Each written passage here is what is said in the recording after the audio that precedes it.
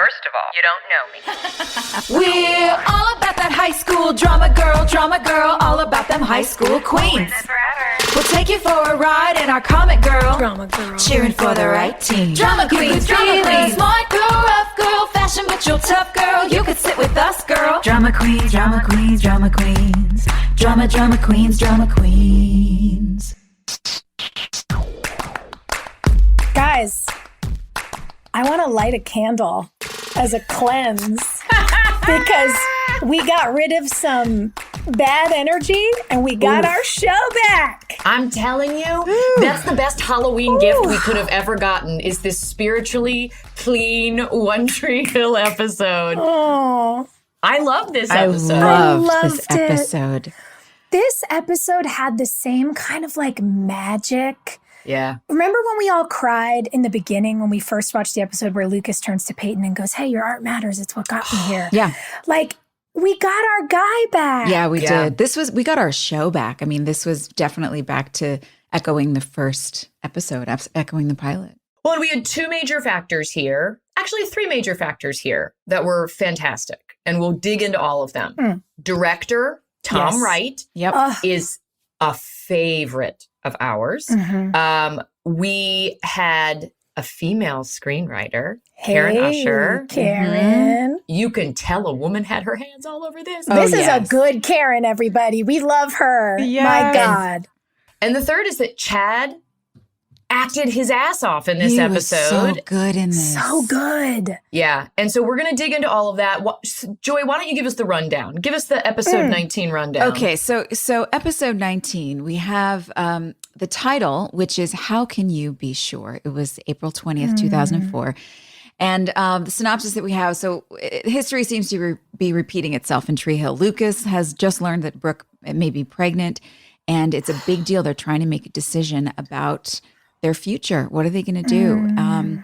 Brooke is really stressed out, doesn't know who to go to. She seems constantly alone and trying to figure out where answers are. Meanwhile, there's a lot to catch up on with Karen and Keith and his proposal. And also this episode is big time about the SEX with Nathan and Haley. And the tattoo. There's so much to cover here. And I love the way all of it was handled. I am in love with this episode. This was delicious. Can we talk about the elephant in the room? Yeah. Let's talk about the elephant in the room because we're going to have fun on this episode, guys. This is going to be a long one. Elephant in the room is that we caught so much for talking about like Lucas's character in a judgmental light because we didn't like the carousel episode. That one was, that was a rough one. It was real rough, the cursed episode. And the feedback we got, one, like we tried to laugh a lot of it off together. But there was some of it that was really angry.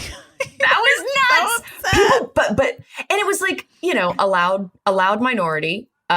There were some people who specifically came at Sophia in a way that we're not going to do that, folks.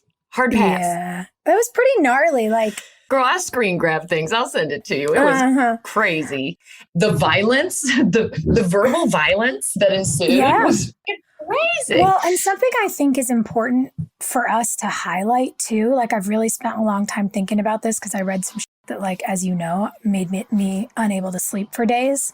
I only know how to make sense of things that are very emotionally hard and triggering, whether it's for me or for you guys, or by the way, y'all read the news. Like, you know what happened to us on this show. Yeah. And I only know how to make sense of that stuff by like leaning into data. It's why I know a lot about statistics. It's why I know a lot about, by what age most women have experienced sexual harassment or assault. I've had to learn about it to understand how it happened to us. Because we were smart girls. Yeah. Indeed. And like for us to go, oh, wow, we can see that a grown man who treated all of us that way in that episode in particular wrote himself and his like fantasies for gross male behavior into a character who we love. Who's a 16-year-old, by the way. Yes. Like it's okay for us not to like that. And like, oh God, I'm like, my chest is like shaking thinking about this. Like, guys, we don't want to talk about him, but we hated what they made Lucas do in that episode because it reminded us of a man who abused a lot of us. Yeah. And to then, as I'm like, well, you know, I'm trying to make sense of it with this, that, and the other, have like fans sending me tweets from other fans saying like, Sophia's such a militant bitch. We can't wait for her fiance to realize this and leave her. Hard pass. Like, don't like it. Don't want it. Whoa, you guys. Well, and it just kind of defeats the purpose of a rewatch because we have such a delicious episode this week. Yeah. And we couldn't enjoy it in the way that we do if we didn't criticize the stuff that was bad. You know what I mean? It's going to be both, kids. Let's all hang on for the ride. And we all remember Lucas as the Lucas in this episode, as a good guy who showed up for people. And so for us to realize that there was a period of time where the writers wrote him to stir the shit between us, we didn't remember that. It's blowing our minds. And P.S., we have a right to have our fucking minds blown. Kids, let's all hang on for the ride. Yeah. Something that I also think is really important, you know, that Hilarie, you and I have talked a lot about, and Joy, you certainly witnessed for us. Like, Haley and Nathan started off as very beloved, but Brooke and Peyton as characters were pitted against each other. And guys, Hilarie and I have spent 18 years getting bullied about like being bad. Team Brooke! Team Brooke! We hate Peyton. We're Team Brooke! It's so intense for us. And so please just remember, we haven't seen this show in 18 years. We remember Lucas as the Lucas in this episode. As a good friend who shows up and who talks and who listens. And so for us, it was really mind-blowing to be like, oh my God, he was playing these girls. Like, it was a revelation for me. I'm like, hold on a second. Yeah. So just let us feel our feelings, please. And God bless us. God bless us. God bless us. We learned so much in this first season, and we had such good people affiliated with this specific episode. It was Moira heavy. It was Tom Wright heavy. It was a female voice writing these monologues for these boys, Nathan and Lucas and Dan. Yeah. Great revelations from Dan in this episode too. Yes. Okay, Joy, get into it. So Let's good. start with the Karen and the Keith of it Karen all. and Keith. Okay, so that was a pickup that Keith proposed at the end of the last episode, and wow, it got me thinking when Lucas went to talk to Keith when Lucas was making his rounds, because in this episode, Lucas just apparently drove around to everybody's house. But isn't that what you do when you're like anxious? When you're anxious, you're like, I'm going to talk to everybody. Oh, yeah, it was great. So, but when he was talking with Keith, Keith was talking about how he knew Lucas when he was a baby and why he stuck around when Karen was pregnant. And it made me think about how long they had known each other, really. But wow, why did it take so long for Keith to make a move with Karen? It feels like it could have happened a lot earlier, but they got into this zone of comfort of a friendship. Yeah. And I guess maybe it's hard to move past that once you are in that zone. But it hurt my heart so much for Keith. And I really thought Karen did love him and feel those feelings for him, but I guess not. So Karen says, I had to go find the rest of me. Ugh. I've got to find the rest of me. Guys, when we watched that, the three of us went, yeah. It's such a profound moment for her.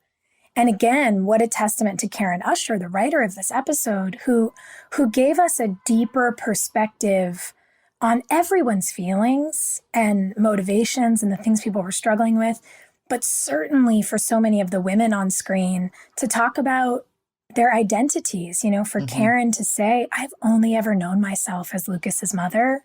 This was my first time being alone, and I want to find out who else I am. I mean, the world's a bigger place than Tree Hill. Yeah. Yeah. It's so tough, but also, look, you can say that for your whole life. You can put off every new challenging experience by saying something like that also. So there's another side to this. It's not just to say, I need to find myself. There's an element of like, she's just not that into you in that statement, because at the end of the day, if you want to find yourself, you can also do that in the context of a relationship that's going to challenge you and teach you how to grow in lots of new ways. Do it together. You could do it together. We could go to Italy together. Exactly. You know? But then we wouldn't have TV drama. Right, of course. And also, you know, it's a whammy at the end then when she's given Keith this kind of gentle letdown. And he's like, you know what, you're right. There is a bigger world and I'm out. Yeah. I don't know that Karen would have anticipated that because in her mind, when she delivers all that, she's like, you're home. I want to go out and explore, you know, and I can't really do that if I'm anchored to this place and to you. And so then for him to uproot unexpectedly is like, oh, you were willing to do that? Like, that's not anything I would have anticipated. I get it though. If he stuck around for 16 years, probably in hopes that this moment would finally arrive and he would finally get the courage. And I love that he admitted that to Deb. He said, I've thought about this. Yes. I've imagined this moment and how it would go and how she'd say yes for 15 years, 16 years. And I never thought she'd say no. Ooh, and to find out it's not that any of that time was wasted at all, but to realize like, oh, there's been a goal I've been working toward that was never a real thing. I have to go now. There's kind of no other option. How do you just keep sticking around, like knocking at the door when you know the answer's no? I like fresh starts. I like pause and then play again. You know what I mean? Yeah. That pause button is an important thing in life. And I feel like we've all done that professionally. We've taken time off work for a little while, or we've all like moved out to places where we have beehives, you know, and like that pause and restart moment in a person's life is really important because it's like we go through school, we do what everyone tells us to do. We've got this chunk of our 20s where we're trying to figure it out. And then you hit this like plateau in your 30s where you're like, oh, what the hell else am I supposed to do? Like, I don't know. And so they're both at that pause and restart moment. And it's sad that they're not doing it together. But I don't know, guys, every time I see Keith and Deb together, I'm like, I know. Definitely some heat. It's sparkly when they're together. I loved her hair, by the way. I loved her hair in this episode. That little half updo. That was it. That was the win. Barb was on full display, killing it. Man, she was hot. She's so hot. It's post-divorce hot. Yeah. You know what I mean? For when sure. it's like, oh, I'm going to make him pay for this. Oh, you're coming over? I'll just be working out. Well, I think, did anyone know when Dan was going to show up? Because we laughed about that too. So the whole time, the whole episode, Dan is just popping in places, popping into Deb's house, driving by into the clinic. Lucas's weight room. Like he's just popping in. He's always driving by at an opportune moment. Guys, it's got to be a hereditary trait because Lucas is doing the same thing in this episode. It's just like, I'm a hamster on a wheel and I've got to pop in all these places, but it works. It really works. And I think it gave us a device. You know, one of the things we were talking about when we were watching is like, and I know we've mentioned this to you guys before, but the folks we don't want to talk about who were in charge of the writer's room were really active on those message boards that all our fans were active on. You guys made such a difference. You did, because you guys, if you recall, those who watched the show in real time, you did protest the carousel episode. Y'all didn't like it either. And they heard it. And so what was so cool in this, it almost felt like Karen came in as a woman, the writer, not Moira's character. I guess I should be clear. Karen, the writer, came in and was like, let's get the show back on track. Yeah. And basically gave, in the most beautiful and unobvious way, gave Lucas a device to go around and apologize for his bad behavior and have that beautiful experience of growth. They pulled him back over the precipice of becoming a shitty guy. Yeah. Dan. And he had this awakening and he reconnected with his empathy, and he went around and they made very clear to all the fans, like, we're going to fix this and we're going to fix that and we're going to, don't worry, we hear you. And honestly, I love that. Our fans are the best fans because they were like, where has our show gone? This was so much about Nathan and Lucas really trying to do their best and be good guys and be the best version of themselves in both of their respective scenarios, you know, Nathan not wanting to put pressure on Haley to have sex. And I loved how the storylines crossed over and the conversations that Lucas and Nathan had in the locker room, even though it was That was so good. That fight was so good. It was so good. And you know what I loved in that locker room scene? Tom did such a good job directing the boys together because you realize that Lucas is coming in hot over, did Nathan betray Haley? Also, I have feelings for Peyton. Also, I've blown up my whole life. And then Nathan, when he goes, why are you so tweaked? And you see it. Like Chad played the recognition of, this isn't about the thing. Yeah, like I'm really coming out sideways here and I need to get my head on straight. Yeah. And it's this episode where both of these boys are implementing the lessons they've been learning through the season. They're going, okay, I know better. I have to do better. How do I do that? And to watch boys learn that on screen in real time isn't something we got a lot of. And it's beautiful. Yeah.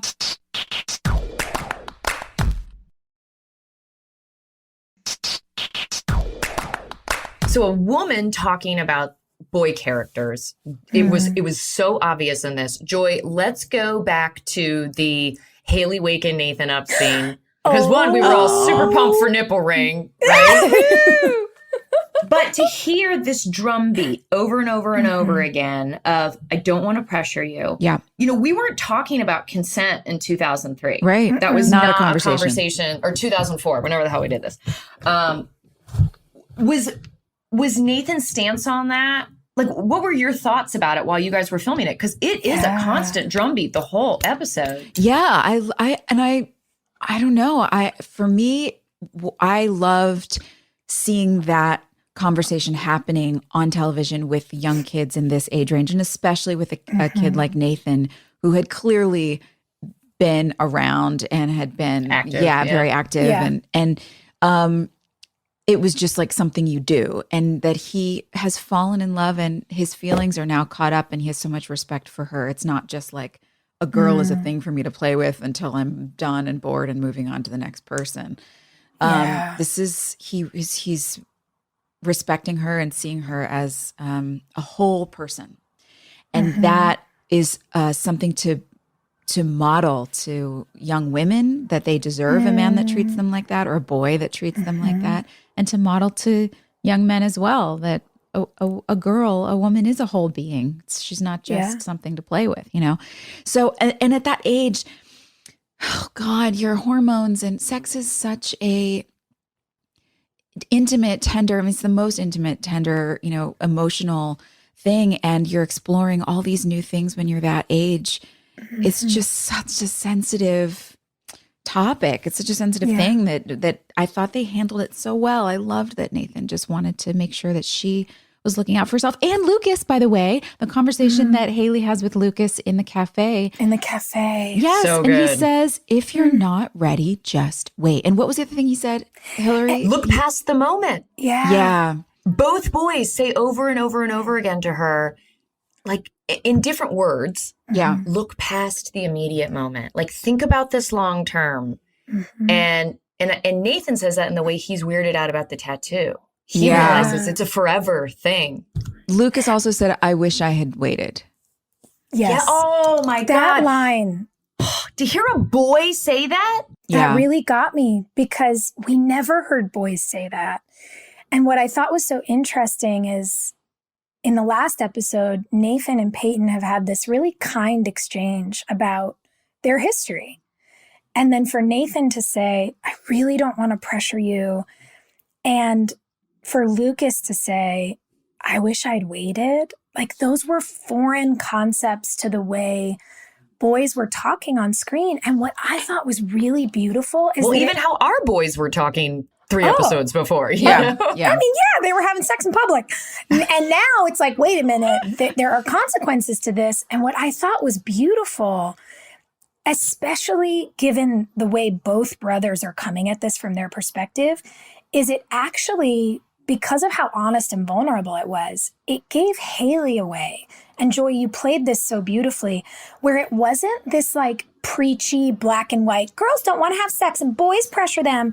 It was like, I'm in love with him and I am turned on by him and I do have feelings for him and I do want to make out with him all the time and I can't stop thinking about him when I'm not with him. But then when we're hooking up, I want to stop. I don't feel ready. I hit a wall. Yeah. I had never seen the fullness of all the feelings you're feeling, the yes, the no, I'm scared, I want to, I don't want to, I don't know what to do. I hadn't seen that represented like this.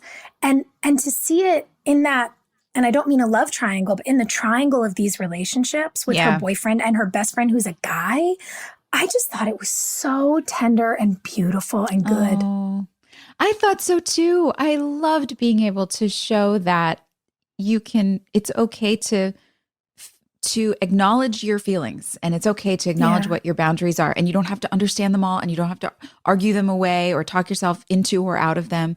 If you're not ready, just wait. Joy, did you ever have those conversations in real life? Oh, sure. Yeah. I mean, I definitely did with boys that I dated. I mean, I definitely was I hate even the term late bloomer because it's so old school. But like, I definitely waited a long time. I was out of high school and I dated lots of guys. I was living in New York City and I would date and I would get to a point where I was like, hey, listen, I don't want to have sex. I'm just not ready. And some of the guys were cool and stick around for a little longer. And then eventually like they would just kind of fizzle out. And then some of them were like, okay, well, I mean, that's great. That's fine for you, but I'm not doing that. So bye. And then that's fine too. I mean, it kind of hurts. You go home and cry and eat some ice cream. But oh my God. It's a good way to weed out the assholes. You know what I mean? It is. It really is. So even if you're ready to, just say that you're not for a little while, just to like weed out any assholes. It's a good barometer. Oh my God. That's what Taylor Tomlinson always jokes about. She's like, I say, ooh, I'm not ready as a test. And then they're like, that's cool. We can wait. And I say, Charlie, you've won. It's one of my favorite jokes in her special. Oh my God. That's so great. Yeah. I love that. But you're right. Somebody who won't respect your boundaries, that's a sign that if they can't respect your boundaries, they can't fully respect you. So it is it's good to be honest about how you feel. And watching Haley do it in this episode was so good. Yeah. I mean, it's a loaded topic, but I loved the way we handled it. And I also, there was one more thing that I wanted to say about all of these storylines wrapped up, especially with the teenagers. I mean, look, we've got Jake with a baby with Nikki, who is like a wreck and seemingly sincere, trying to figure her way through. And maybe she really is sincere. There's a lot of people who are a mess. They're sincere in the moment, and then they come up against their own blocks and they run away. She's a young mom too. Yeah. We've got Brooke dealing with the serious, sincere pregnancy scare, and then finding out that she's not pregnant in the exact moment that Lucas calls her a slut, and she makes the decision to sort of give him a taste of his own medicine, which I was totally fine with. Yeah, glorious. And we've got, Lucas walking through his fears and anxieties. What am I going to do? Yeah. What am I going to do? And Nathan and Haley and the tattoo and the sex. And in no way, and through all of this mess, was there any shame. And I loved That's a great point. Seeing people be able to be messy and walk each other through it and hold hands, and there was no shame. It was so beautiful to see that. Even though people weren't always making great decisions, there was still forgiveness and space and like love on the other side of it. So I just want to say that I was really proud of our team for creating that. Yeah. I think we are so lucky that we had Karen Usher and Tom Wright at the head of this. Yeah. Because they were two people who always brought the best feelings and the most intimacy. And I mean, Hilarie, you said it earlier, like Chad acted his ass off in this episode. Oh my God. As did James. And those two people at the helm gave the boys space to be more than typical male archetypes. They pushed them to be vulnerable and look how, and the boys loved it. Like, look how beautifully they did it. They showed And then up. we all got to do it. Like, it was like everyone was their most, their most raw, vulnerable, and just willing to put it all on the table. And I agree. I'm just proud of us. Well, let's look at that a little bit, because this was the first season of our show. Yeah. When we filmed this, only like half the first season had come out at this point. And so visiting directors, like visiting people, the writer's room, they didn't know us. They didn't know what we were capable of. You know, I'd been a VJ, you know, Chad had been like the bad guy on Dawson's Creek. So it would make sense that visiting directors would be like, oh, you know what he's good at? Smoldering. You know, let's get him to do that. You know, they didn't know us. And so when we finally started to get people that knew us and thought, you can do more, you know, that's when we really were able to start turning in performances that were risky, maybe, and stretched the perception. Like, this episode for me personally was hard to watch because I have a preteen son. And we just walked through the city and he held my hand for a little while. And then at a crosswalk, he was like, oh, I'm holding my mom's hand. What am I doing? Oh, baby boy. He'll still like lay in my lap. But then he remembers like, oh, I have like a mustache, you know, like we're right on that cusp. And so to see Lucas rebuff his mother and lie to his mother and, you know, game his mother in some of these past episodes, and then to really need his mother in this episode and cry with his mother. Those two together were so good in this episode. That scene of, oh my gosh, the scene where Chad was, I mean, the whole episode, he played this scared little boy thing so well, tone so well. That scene with Moira, that's got to be like when we talk to Chad, we have to ask him about that scene because that's got to be a career highlight for him. I mean, she's such an icon, and to be able to really do a real, we're not just talking about like chit chat. Yeah. This isn't just like, hey mom, I'm home. This is real deep stuff. Yes. And to be able to play that with such a formidable actress must have been really exciting for him. So I can't wait to ask him about that at some point. Because Moira was intimidating. That was like, you know, you were going in with somebody with all the tools, and how do you keep up? And he did. He showed up. Well, and something I loved about it too, Moira, and again, what space they were given with that writing, that Moira's reaction, you know, as Karen, as it's scripted, is that she slaps him. And then they run into his room, and it's his childhood room. And you do realize that this is a little boy. And Hilarie, you said something really interesting when we were watching the episode. And again, this is what Karen gave us as a writer, that Brooke stabbing back at Lucas when he stabs her, in a way, gave us Lucas back, because it shook him out of his, I'm out experimenting. And it's like, it shakes him out of the reverie, out of that thing. When she calls him Danny Jr. It's so intense. I remember when I read that and I was like, oh God, this is a lot. But it's so good because in a way, it's like he snaps out of the popular kid dream and he's a kid again. Yeah, that's it. And to watch them in his childhood bedroom with like that desk that he's probably had since he was 10. Oh, yeah. And Moira delivers that performance where she's saying, I'm just so scared for you. You know, and asks how Brooke is. Like, when have we ever seen a mom of a boy do that and say she must be so scared? Karen is so clearly terrified for these kids, and it's a perspective I haven't really seen when there's something where parents are talking about teen pregnancy, and her fear let Lucas be a little boy again, and it was just, it was really amazing.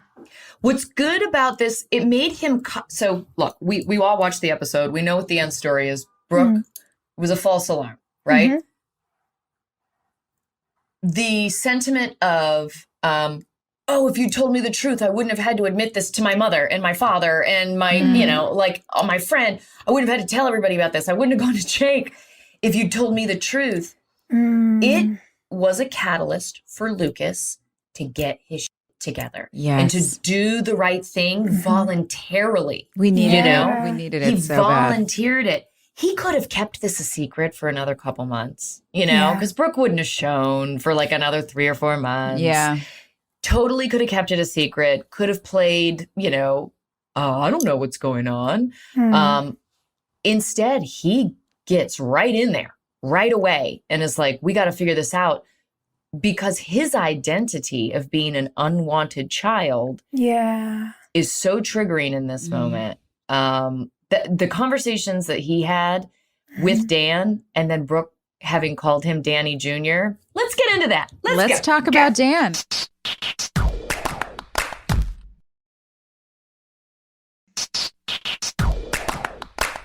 You know what I think is really important, because, and we've talked about this offline, the three of us, that this is the Lucas we look back on. Yeah. This is the guy we've always remembered and lionized on our show. Yeah, like this is our good guy who's our empathetic leader, who's the author who writes the sensitive book. End game. Yeah. My end game. He's Peyton's end game.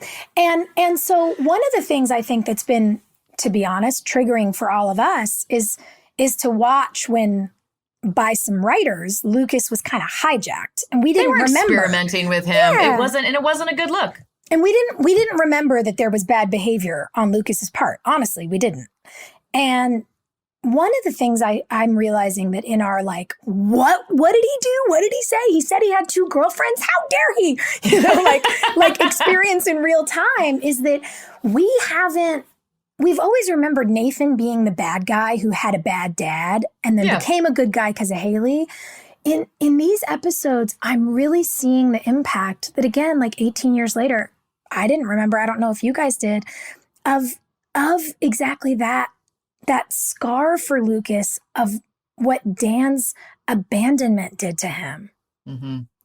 And it, like, what an impactful thing for a kid. And this is the episode where we really get into it, where he's not running away from it, where he's not like, you know, F you at the insults, where he confronts it and he owns it and he uses it as his vulnerability when he talks to Brooke about what kind of dad he would never want to be. When he confronts Dan about why Dan was so selfish and how he knows he could never be like him. Yeah. You know, he started to experiment a little bit and realizes he isn't Dan. It's such a beautiful moment where you see a character cement his identity as an individual. And I just thought it was like such a powerhouse. This is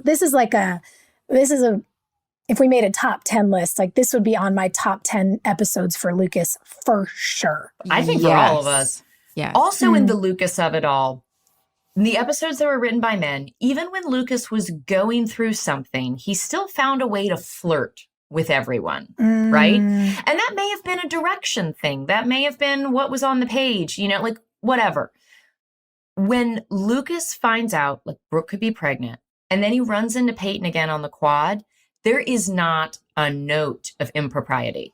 Yeah. He is not flirty with Peyton in any way. Yeah. He's not like, when he says, what did we do? You know, there's nothing conspiratorial. There's nothing conspiring about it. What's, guys, vocab? Conspiratorial? Yeah. Is that a word? Yes. Yeah. Listen, we're going to have our drama queens vocab list. What was the other one that we had a while back? Scrapple? Scrapple, that's right. So I liked that this shook him up and he realized, like, oh, not every chick is a sex bot. You know, like, Peyton is Brooke's best friend. Like, eventually we're all going to be involved in this situation, whether we like it or not. Like, let's be thoughtful. He's thoughtful in that moment. Yeah. It was good to see them in friend zone.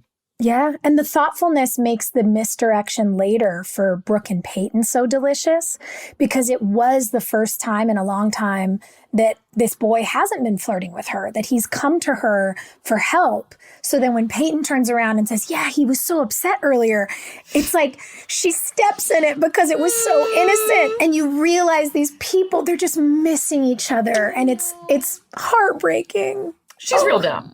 She's Peyton and good at words. Conspiratorial. Maybe not. We're just like, oh, you should say the thing instead of saying the around the thing. Guys, we have not talked about one big thing that happened in this episode. What? Which was finding out that Dan has this whole folder full of Lucas memorabilia. Photos, memorabilia, cutout, like magazine cutouts. You remembered that, right? Yeah, I did. Well, once I saw it on screen, I remembered. But No, I remembered the magazine holder. I don't know why. It's just a prop. It's like I was having some random visceral. You know what else I remembered is the sheets on the bed. As soon as I saw Nathan and Haley in bed together in the apartment, I had my, like sense memory. I remembered feeling those sheets because they were all the same. And it was the same, they all smelled like props, like they'd been stored up in the prop. Totally. They smell like the inside of a plastic bin. Yeah. A truck. Yeah. And they've been washed with the same detergent for the last 10 years. Like it was just, I don't know why, but that was some sort of sense memory hit me. And then when Dan was in his office, the magazine rack behind him, like the wooden What were magazine you doing rack. in Dan's office, I Joy? was never, but they would move props around. So Yeah, they Dan's, would. that ended up in Haley's office or desk or something somehow. But I was like, I don't know what. All the things in this episode, I was like, I remember I've got that magazine Forbes. holder. When you said it, when you were like, I remember that, we were on to the next point, but I wanted to be like, is it because it's under the lamp? Like, it was lit. It was lit by one of the million lamps. It was such a funny choice. It's about so many lamps. But anyway, So many lamps. I was pretty pleasantly surprised to see that Dan pull out this envelope with all of those clippings in it. I loved, when Dan went in to talk to Lucas in the weightlifting room, I was like, why is he in here? Why is he doing this? Making the rounds of like, what's the point of this conversation? And then he turned the corner of like, not just being a bad guy and being like, your mother should have had an abortion and you should never have, been born. So I was like, God, what a fucking asshole this guy is.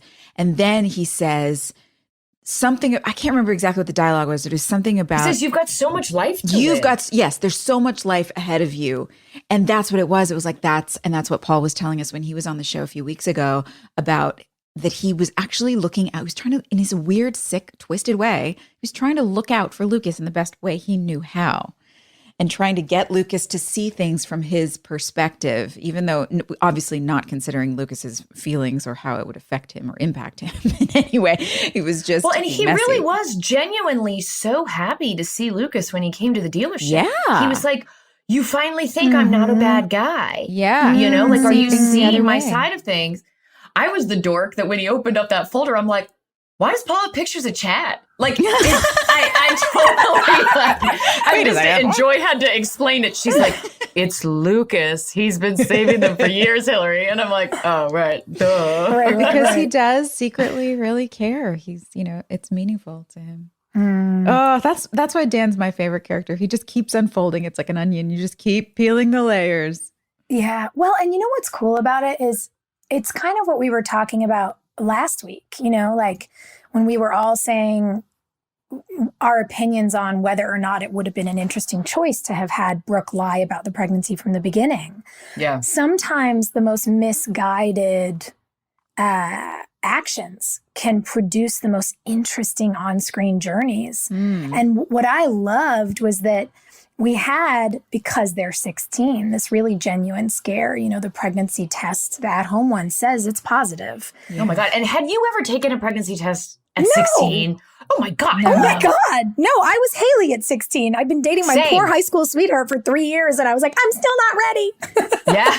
Good for you. Sweet angel. The idea of having to go buy one, Oh, terrifying. Yeah. It's a big deal. And I think about some of the beauty of this episode to me was the innocence and the fallibility. Like Yeah. Lucas had been fallible and gets his innocence back. And Brooke's innocence of being in love for the first time is broken. And then when he says to her that hideous thing of how do I even know it's mine? Ugh. That fight in the parking lot is chef's kiss. It was So good. It's so good. so good. You were awesome in this thanks. episode, Sophia. Yeah. You really turned We up. talked about Sophia's stamina because for the last lot of episodes, Brooke has been so hurt and so sad and isolated in her room, and having to just sit by yourself and cry is so much harder than doing a scene where someone else is helping you work into it. And frankly, I'm pissed that Peyton's gotten the reputation as the crybaby because you're out crying my ass. I'm crying a lot this year. Yeah, but so good. And you can see the front of her being angry with Lucas Yeah. and then how it turns at home. And being able to do both is a lot of work. And you make it look easy. You do. Thanks. Yeah. It was really important for me to, I don't mean to be like hyperbolic, but it felt really important to do right by this storyline. If you were flip about it, oh my God. But to, given some of what we were talking about, like girls who end up in this position and get, left hung out to dry, like how scary this is. And yes, how scary it is for kids in general, like that she goes to him and says, I really don't want to have to tell you this, but who else am I supposed to talk to? Like, it was something that, I don't know what it was about it. I think because we rallied and kind of rode so hard for our characters. Yeah. I was so heartbroken for her. Yeah. And to show that for someone like her, who on the outside looks like she has it all together, to really begin getting a window into Brooke's world where she's completely alone.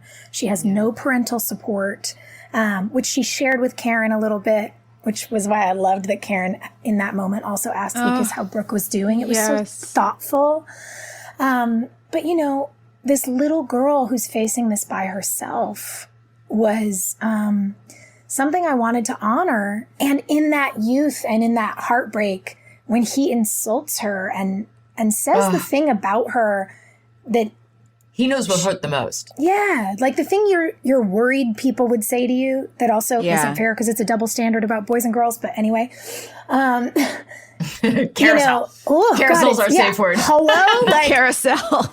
Carousel. That's what she should have just said to him. Carousel instead of I'm pregnant.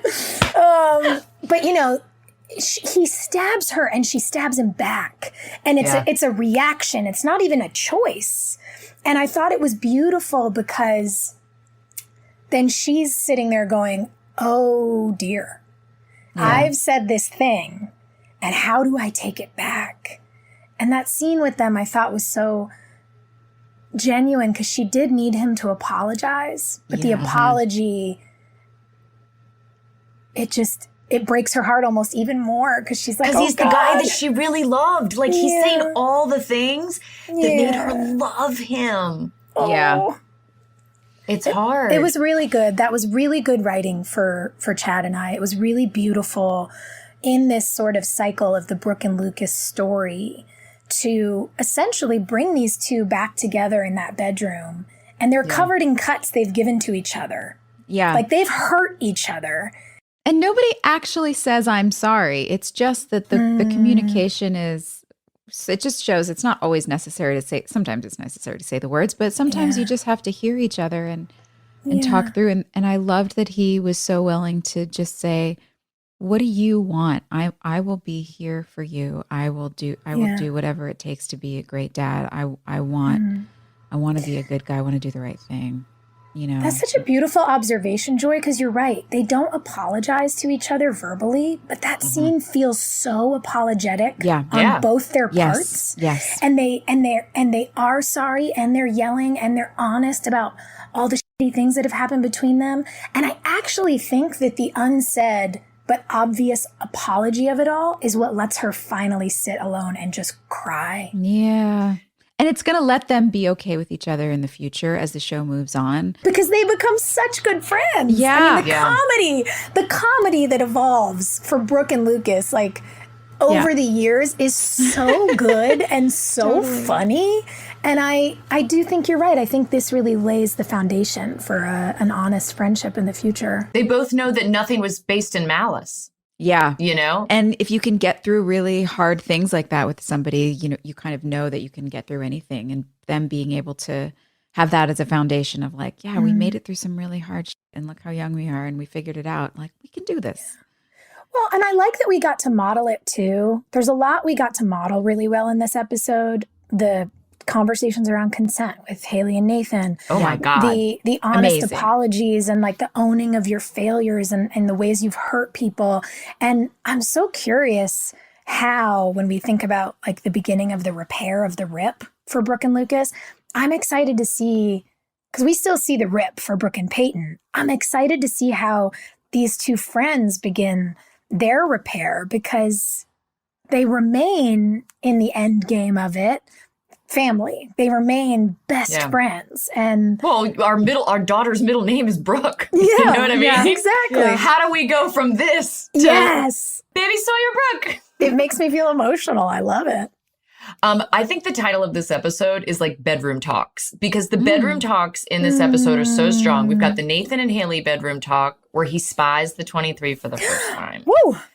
We've got the Brooke and Lucas bedroom talk. We've got the Karen and Lucas bedroom talk. And then we have the Haley and Peyton bedroom talk. I loved that too. I love We haven't even discussed that yet.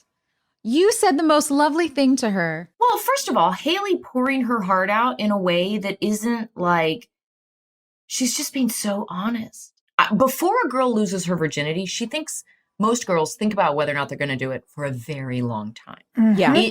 It's something that gave me like hives and horror show. And I was so nervous that I'd built up this reputation about being like, I'm a clean teen. You know, I really had a club called Clean Teens in high school. I was like queen virgin. And I dated a boy who was not. Yeah. And I remember crying in his lap, just like laying at a party, like, I just need you to know it's never going to happen, like ever. And so you can dump me now if you want to, you know, and he was lovely. He didn't, which was nice. That like makes you feel nice when you take it off the table entirely. And they're like, you know what? I like you. I just like being around you. And Nathan says that. So Haley laying it all out, I think was important for girls to see. Yeah. I think so too.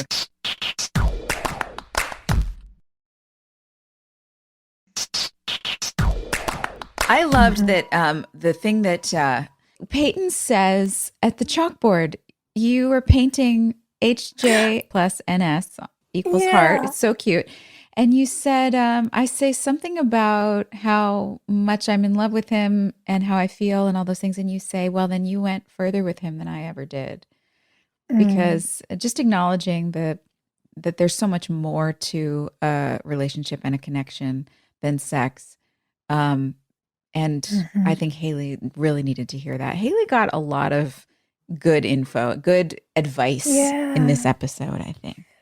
Which is so nice because she's so often the voice of reason supporting everyone else. That's a great, that's a good insight. To watch her get supported and poured into. And it's like the one place she feels lost. Yeah. and to get lots of information. You know, this information from Peyton, that nugget from Lucas, all of these things so that she can understand why she feels conflicted and that's okay. And as you so wisely said, Joy, that there's no shame in that. Yeah. I mean, you know, Hilarie, you're talking about how intense it felt for you to think about it. I remember my own anxieties, like, I hate that girls get so shamed that they get hives thinking about will I or won't I? Like, that's heartbreaking. Guys, it's never going to happen. Sorry, I'll be a virgin till I die. Honestly, we would go to parties. We would go to parties in high school and not drink. And like at some point in the party when other people started acting stupid, we'd yell out, clean teens. And then the other girls would yell out, virgins for life. And that was like for life. Oh my God. It was like the call and response across a party. And we thought it was so funny because we were owning the thing that other people could have picked on. Oh my gosh. You know what I mean? So good. Yeah. Yeah, girls get hives. There was one more thing too that I wanted to say about Haley's tattoo because it just really started making me think what an intro like that. There's so many layers in someone who would get a tattoo and says 16 years old and hide it from everyone, even her best friend. It's literally just for her. Yeah. That takes a certain amount of I don't know. I'm at loss. I'm at a loss for vocabulary words too. I need more coffee. But it has that ever happened? Did you get a secret tattoo ever? I never got a secret tattoo. I mean that takes a certain amount of introverted that I don't have. Like that's a level of I need something that's just for me, and no, or maybe it's just confidence, a level of self-confidence that I didn't have, where you can just be so comfortable that you're like, I'm getting something. I don't need to show anybody. I don't need to talk to anybody about it. It's just for me. So y'all can all bugger off. It's kind of great. I haven't thought about it so much in that way, but I'm realizing like, oh, IRL, I'm Haley when it comes to tattoos. Oh, you are, because you have all those white tattoos that nobody knows about. I have a lot of secret tattoos, you guys. I have 7 tattoos and only 1 is in color. That's awesome. And I love when I show them to people who I, trust and love, who go, oh, how have I never seen this? And then they never unsee it. And no one knows they're there and they're just mine. Yeah, and but to do that as an adult, that's that's wonderful. But as a kid at 16, I can't. Oh my God. Because you meant we're all so desperate to be seen, liked, known, approved, affirmed, approved, all of that stuff. That for somebody to just be like, yeah, no, I'm. She's like on another planet. It's just so wild. It is such a bold choice for a teenager. A, she had to figure out how to get permission or get that illegally, and B, I started getting mine at 23. And truly, I think part of it was to make sense of how intense all the eyeballs on us because of the show felt. It gave me a way to make my personhood feel like it was just for me again. Oh, interesting. Oh, yeah, your body's a secret again. Oh, that's smart. Oh, that's kind of cool. Like there's a thing you don't get to look at or touch or comment on or know about. Where are we going to put our drama queens tattoos? I can't stop thinking about it. I have ideas. If we want to talk about adults making choices, we've been wishy-washy on how old Nikki was. Oh my God. And in this episode, she talks about tuition money. So we know she's like College 18, girl. 19 now, right? Yeah. College somehow. I would say she seems like 20. She seems What older. do you think? Yeah. I mean, they certainly wrote her to feel that way. They hired Emanuel. She's got such good eyebrows and eyeliner. Oh my Like God. she looks Do you like know a grown that up. so because she used to model, and maybe she still does, I don't know. And they would need to sort of paint her eyebrows in different ways. Like sometimes it would be really extreme to the side or like all the way up or whatever. So she plucked her eyebrows from the arch out, like toward her ears, arch out. They were completely gone. There was no eyebrows there. It was just the main part. And I had this, when I went to lunch with her, I just had this conversation. I was like, what's going on with your eyebrows? Because I'm so no filter. Yeah. And she told me, it was because I model. And I went home and I plucked out my eyebrows from the arch out. Because I was like, she is so cool. She is so cool. Oh my God. That's she the thing. is. It's, we get to see a human side of her in this, but you guys, just so you know, we were all so intimidated by Emanuel because she was cool. So cool. Remember those little mean poodles she carried around with her? Oh my God. Why don't we need to have her on? Can we get her? Yeah, gotta she come should come on. Yeah. She's cool, She's got man. to come on immediately. But And it's interesting. over the years, people have always talked. I've gotten the note a number of times that it looked like Peyton was going to kiss her before she slapped her. Many when they're sitting out times. on There the was park some bench. tension there. She's a babe. I think we wrestle in the next episode, if memory serves me. I'm excited. But Yeah. we see Nikki's humanity. We see her humanity, and it is really interesting. We touched on this a little bit in the last episode, but there is something, one of the things that creeps in, again, that came from a room we didn't have control of, that is weird for all of us guys, is the reality that Nikki's in college and Jake is 16, that she does, again, not written by Karen, the wonderful She writer on inherited this that episode. information. Yeah, she inherited this information for sure from someone else, but the someone else cracked a joke, wrote a line for Nikki to say, oh, I like him young. And if she's 20 and Jake's 16, we're talking about something that's not okay. Yeah. And I just want to say, I know that has been a bit triggering for some fans of the show who are realizing this information as we are. And because when we were kids, we didn't even track it. No, we just totally overlooked it. Because we were all around the same age. But, if you have experienced something like that, we don't mean to be redundant, but it does feel important to continue to remind ourselves and all of you guys that if you've been through something like this, there are resources. You can reach out to organizations to help you. There are wonderful online and in-person support groups and therapy groups and individual, resources that you can reach out to if you need support to kind of process something like just that. To even ask questions. Yeah, we don't want to be flippant about a thing that, in a court of law would be a statutory rape case. It is hard for us to realize that these were some of the things that were not well modeled on our show. Yeah, because when she was a senior in high school, what was Jake, like a freshman, an 8th grader? Ew. I don't know. Yeah. I mean, even if she was, a either senior way, when he was a sophomore? because we're all supposed to be freshmen or sophomores 16. right now. So we're all juniors. Sophomores or juniors, yeah. Yeah, and Jenny's about a year, maybe less. So oh my God, Jake was like 14 when they hooked up? See, that's rough. Maybe she was 17 and then had the baby the next year or something. This is bad math. Yeah, it just doesn't feel great for us no matter what. And I think the three of us definitely went, ooh, when she said, I've got spare tuition money, we were like, uh-oh, we gotta talk about this. So, but regardless, in real life, Emanuel is fabulous, wonderful, smoking hot, and so cool that she made Joy pluck her eyebrows out. Yeah, when's the last time anyone saw Emanuel? I don't know. Has anyone seen her recently? I don't know. I haven't. We're gonna get her back. When she drops the bomb on Lucas that she's Jenny's mother, his reaction is so good. So good.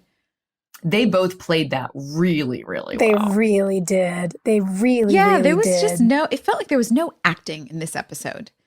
Sometimes you're doing a show, you're doing 22 episodes and season after season, and it can start to sometimes it just feels like you're at a desk job. You're just kind of phoning it in. Phoning it in. You know when you're phoning it in, it's like, I got lunch and I'm supposed to be out of here by noon. I got a lunch meeting. Like, let's just get this over with.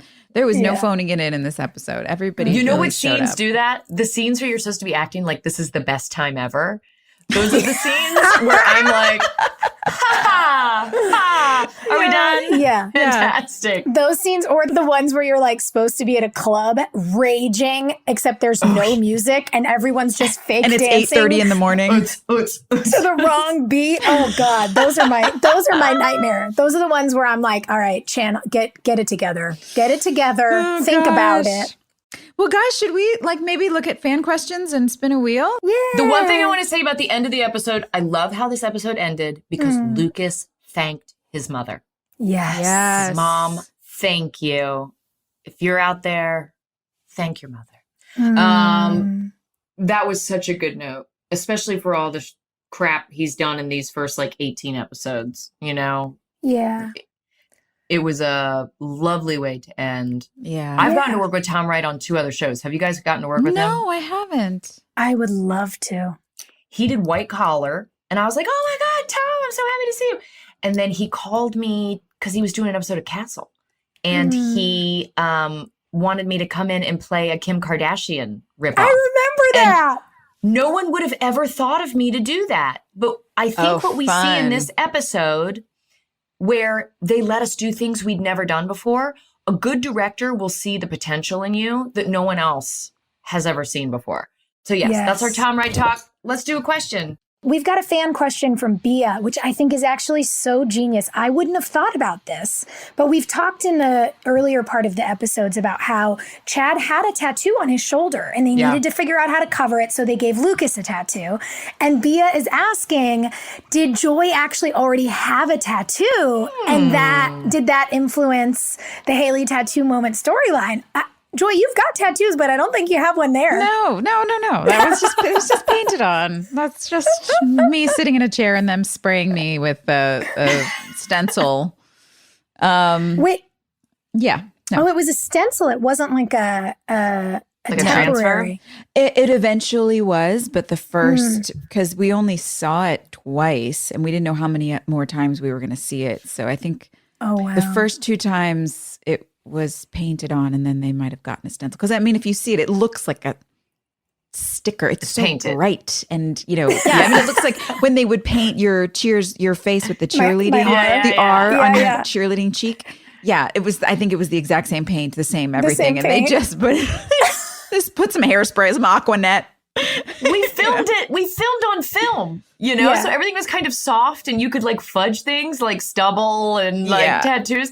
Now that we shoot on HD, if you don't actually tattoo it on the person, it looks so fake. So it's a different medium. That's hilarious. It would have actually been kind of amazing if they had to cover you having a tattoo with a tattoo. Like, it just would have. Oh, that would have been funny. No, I don't have one. But did they, because you have that cool tattoo on your foot. Yeah. Did they cover that up for Haley, or did they let you have it? Yeah, they did. No, they covered it up most of the time. I think there were eventually, I mean, there were times, and there were seasons where I was like wearing glasses in an episode randomly because I just like had my glasses on set and I forgot to take them off the top of my head. And then they were like, oh, Joy, continuity, you're wearing your glasses. And I was like, whatever, I'll just put them on my face. And then now Haley has glasses for like, suddenly she's got bad vision when she reads for like an episode. And there's stuff like where you'll see my tattoo and then it goes away and then it's there. I mean, continuity is a whole life of its own on this show.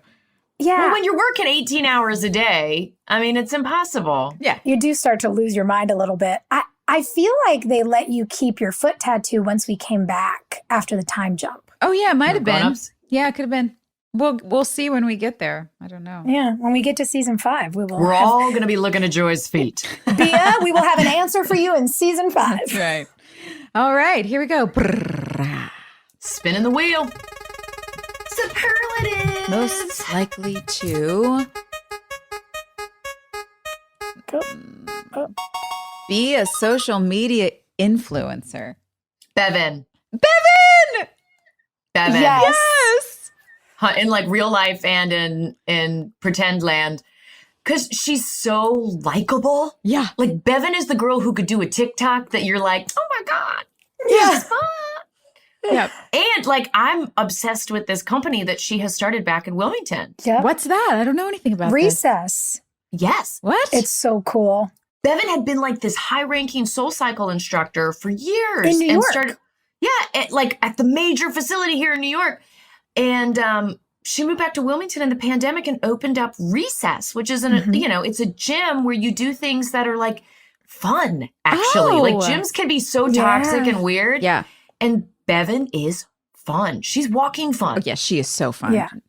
I mean, we were like campaigning for years to get Bevan on SNL. I still stand by that. I think yeah. she'd crush it. Oh my gosh. But it's been so cool to watch her find her passion and then, like Hilarie said, become like a top person in Soul Cycle, which is such a huge company, Yeah. and then go and start her own. Like what a legend. Yeah, she wins. She wins. I like it when we have an easy answer. No duh.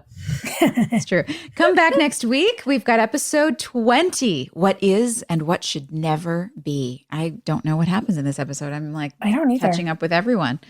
But we've had so much fun with you. Thanks for watching this episode with us. If you're not watching along, we encourage you to do so. Or at least just this episode, because this one was gold. This one's so Yes, good. this one's so good. Maybe watch episode 19 twice because it's really that good. Oh.